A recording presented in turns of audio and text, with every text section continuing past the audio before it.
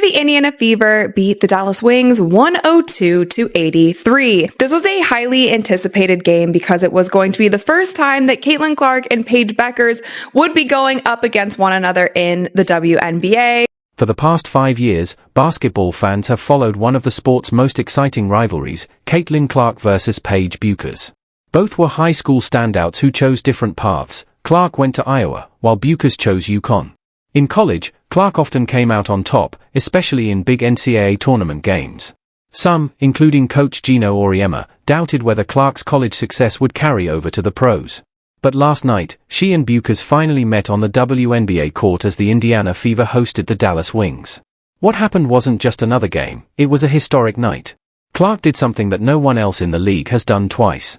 If you're curious about the record she shattered, drop a CC record breaker in the comments. Let's dive in.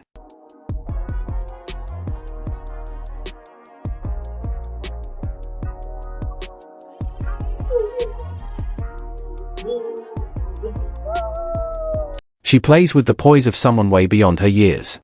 Confident, smooth, and skilled, she can score from anywhere on the court. And that's always been her game. Now it's clearly working at the pro level too. Clark and Bueckers took very different paths in college. Bueckers chose UConn, one of the most successful programs in women's basketball history, led by legendary coach Gino Auriemma. Clark, on the other hand, went to Iowa, a team with heart, talent, and something to prove. Those choices led to unforgettable matchups in the NCAA tournament, games that shaped both players' legacies. Clark's Iowa team ended UConn's title hopes more than once. In one of their most memorable battles, Clark dropped 41 points and sent the Huskies packing. She ended up winning 2 of their 3 college face-offs, often outshining Bueckers on the biggest stage. As their rivalry grew, so did the debate. Fans and analysts took sides. Some even claimed she was Caitlin before Caitlin, or argued that Bueckers is the better player. But one thing's for sure, these two have raised the bar for women's basketball. And now that they're in the WNBA, the rivalry is only just getting started. Hey, Caitlin. You've known Paige since middle school, AAU. You guys were on the U19 World Cup team together. Is there anything that maybe stood out then about her, whether it be on or off the court, that maybe still reigns true today? I mean, I feel like she's played in the same manner that she, has since she was, whether we were on the U16 team together, U19 team together, whether it was me watching her in AAU, she's always just been smooth. She takes what the game gives her. Her midi has always been as nice as it's been this year. She's just she just plays way older than she is. She's confident, she's smooth, she just does everything at a high level, can score from all 3 levels.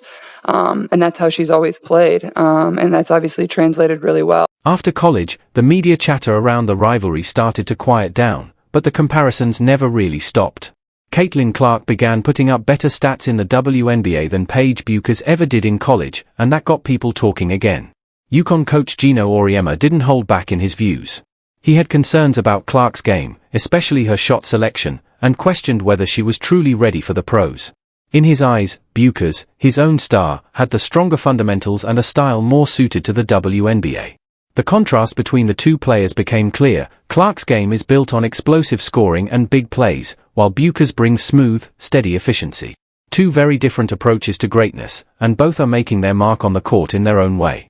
And a lot of people are saying, everything is she was Caitlin before Caitlin, she's better than Caitlin and all this stuff. That kind of stopped in the media. Caitlin Clark put up better numbers in the WNBA than Paige did in college. Clark's recent ups and downs with the Indiana Fever made this game even more important, not just for her team, but for her own reputation. She shared a conversation she had with a player development coach the day before the game. He sent me some stats showing even Steph Curry goes through slumps. I think he was something like 27, for a 70 recently. It just reminded me, every great player goes through this. That perspective helped her stay grounded. I always fall back on how hard I've worked, she said. This won't last. I know that. I'm still getting good looks, that's why it's so frustrating. These are shots I usually make. Even in tough stretches, Clark is focused on the long game, believing that putting in the work will pay off, just like it always has. And Diana said it best. This kid's in for a rude awakening. And they all jumped over her, but they didn't read the whole thing that she said. But nobody's printing. Diana Taurasi was right. This kid's on the wrong team. She's got the wrong skill set to handle the physicality of that league. And she's a rookie. And if you're a WNBA player, if you're any kind of player, you're going to say, I'm going to make a statement. Clark has always excelled in a fast-paced, transition-heavy style of play. But under coach Stephanie White's system, that explosive rhythm was missing, and the tension started to show. During a game against the Atlanta Dream, things came to a head. Cameras caught a heated sideline exchange between Clark and White just before halftime.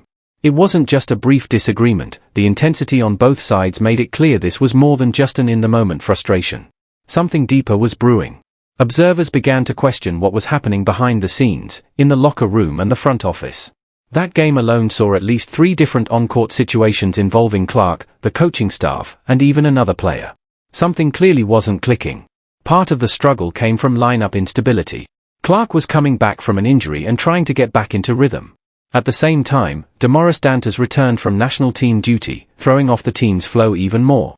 With players in and out of the lineup, it became hard to find any kind of consistency. The result? A team out of sync. Missed shots piled up. Turnovers wiped out scoring chances. And the up-tempo offense Clark thrives in just wasn't there. Even Clark admitted, "We've struggled, we'll have a good game, then follow it up with a bad one. It's been up and down." Talking to our player development coach yesterday, and he was like, just sent me a few things of like even Steph going through a slump. I think he was like 27 for his last 70 or something like that. Like the best in the world go through it, and I think that's like where you can find your confidence. And I think the thing I always fall back on is like, I know how hard I've worked. So, this isn't something that's going to last, and the best players in the world go through this. So, I feel like I'm getting good shots, and I think that's why it's frustrating, because those are the shots that I make. During this rough stretch, Clark's shooting slump became a growing concern. She admitted she was in a bit of a funk, but her confidence didn't waver. "I'm never going to stop shooting," she said, pointing out that even stars like Steph Curry go through cold spells. The turning point seemed to come when the Fever finally snapped their losing streak with a win over Atlanta. But even with the victory, the tension between Clark and coach Stephanie White was still there. The deeper issue, their different visions of how the game should be played, hadn't been solved. It was just set aside for now. Clark remained optimistic. "It can be frustrating when the shots aren't falling," she said, "but then I check the box score and realize I'm really just 4 shots away from having a great game." She knew the shots would start dropping again. For Clark, it was only a matter of time. I feel like this stretch, this is a big game for us. I think we've struggled in the fact that we're able to play one good game, and then we play a bad game, then we play a good game, then we play a bad game. So I think for us is like, we got to find a way to be able to stack really good games together. And then we go on the road, and we're on a back-to-back, which is just a challenge in itself. No matter who you're playing, we play Connecticut, then we play New York. So I think Steph's message was, yes, All-Stars coming up, that break's coming up, but our focus is on these 3 games that we have left. So in that sense, I do think it's critical that our focus just remains on the game in front of us. And I feel like that's what everybody in the locker room is doing. Clark said that sequence gave her a big boost, and it showed in her play. She fired a perfect pass to Mitchell, setting her up in stride. Then, she shut down Cunningham's drive and blocked Quinley on the next possession. In a flash, Clark pushed the ball up the floor and delivered a beautiful pass for a fast break score. Touchdown, Fever. Early on, it wasn't clear if the game plan would click. Both teams were testing each other out in the first quarter. The Fever looked solid, but not spectacular. They were settling in, trying to find their rhythm. Clark was doing her part to get teammates involved, setting up plays and keeping the ball moving, but she hadn't really turned up the heat yet. The Dallas Wings stayed close, and the game remained tight. Then came the spark. With defender Isalis Quinones all over her, Clark sidestepped and drained a 3.